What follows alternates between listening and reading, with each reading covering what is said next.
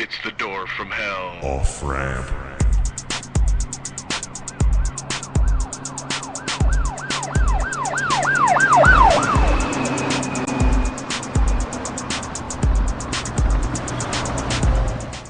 Hey everybody, welcome to DFH Off Ramp. This is Langley.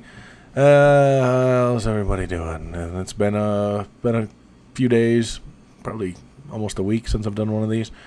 Figured I'd do one. Let's see what's been going on. Last weekend, what did I do? Well, Friday was a nice day last week. It was a nice day here. Hung out at the Nighthawk's nest with the Nighthawk, and a bunch of people came over. We cooked out, had some drinks. It was pretty nice. Saturday, we went to see a band. We went to see the Hollyfelds over at the Meadowlark here in Denver, and it was good. I didn't get to stay through the whole show of the Hollyfelds, which kind of sucks because I really like the Hollyfelds. They're probably one of my favorite local bands. Got some cute chicks in that band, and they've got a nice sound. A little bit of a kind of a, I don't know, country kind of thing, but I don't know, it's good. The problem with that is that they were having I guess a EP release party, and they had two other bands open for them, so it was a lot of time before they went on for us to get drunk. And we managed to get pretty drunk before they got on. And so about halfway through their set, the Nighthawk is like, "We're going to the strip club." I'm like, oh man, I don't want to go to the strip club. I'm trashed already. And I don't know. He's like, "No, we're going to the cheap strip club." I'm like, oh boy. All right, fine. So we go to this place that he's been to before, and he's, raved about how awesome it is, and it's like there's no cover charge, and it's like a bar, but there's topless girls in there. It's great.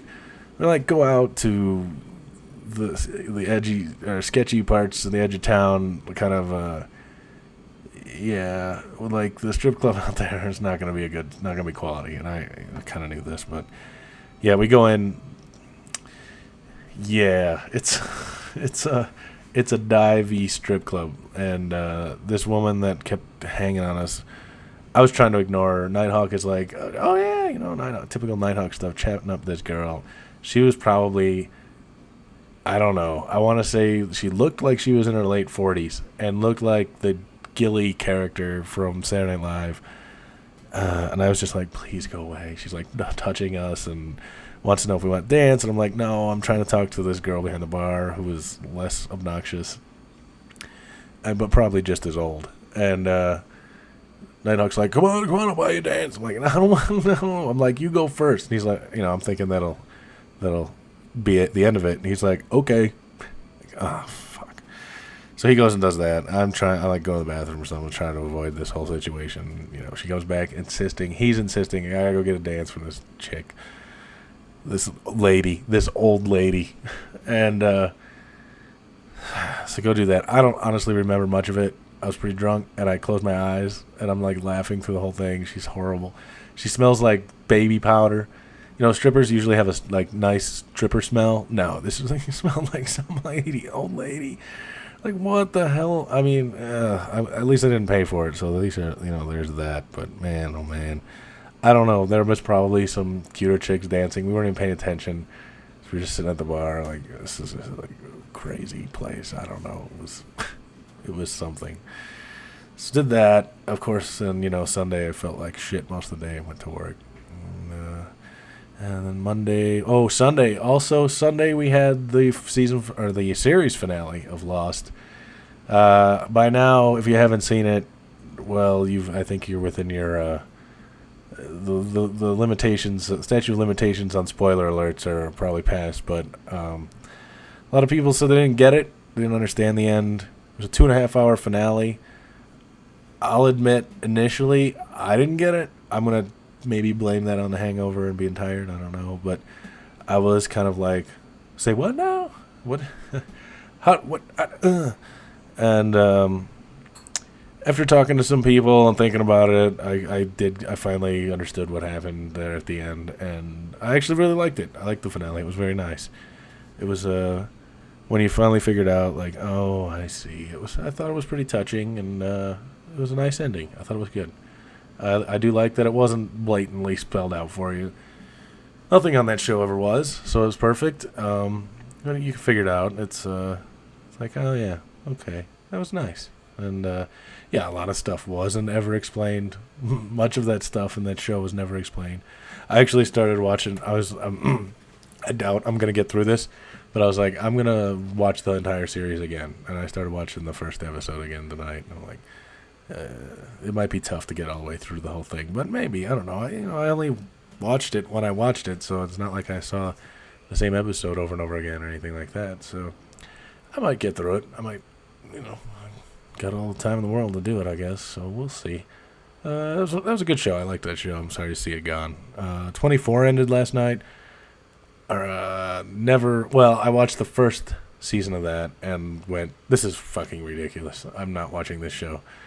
I can't believe it's been on for 8 seasons or something like that. That's crazy. I guess people like it, but never. After the first series, I was like, nah, I'm done. Can't do it. So if your show was 24, sorry, it's gone now. Although I'm pretty sure I heard they were making a movie. Somebody at work was trying to tell me, oh, they could totally make a movie of Lost now. I'm like, I'm not sure they could, but with that show, they left a lot of openings for anything to happen. I guess they could. Would I want to see a Lost movie at this point? I don't know. I think we'd probably see a Sopranos movie before we saw a Lost movie. Which I'd be okay with, I guess. I mean, they never really spelled out the ending of that show either, so we'll see. You know what I don't want to see? Yet another Sex and the City movie, which comes out this Friday. If you're a big fan of Sex and the City, go see the Sex and the City 2 movie. Can't imagine what the fuck these girls still have to talk about or do or have sex with, because I think they've pretty much done it all at this point. I was saying today, like, man, I don't know how any of the dudes in that movie have any self-respect at this point. Like, if you're a guy in the Sex and the City movie and you're playing straight person character, you are a straight character, or you are a straight person, you're in Sex and the City. Although they probably get paid quite a bit. And they actually, come to think of it, the ladies probably really like the dudes that are in that show. So maybe it's all right. I don't know. So that's that. I think we're going to do...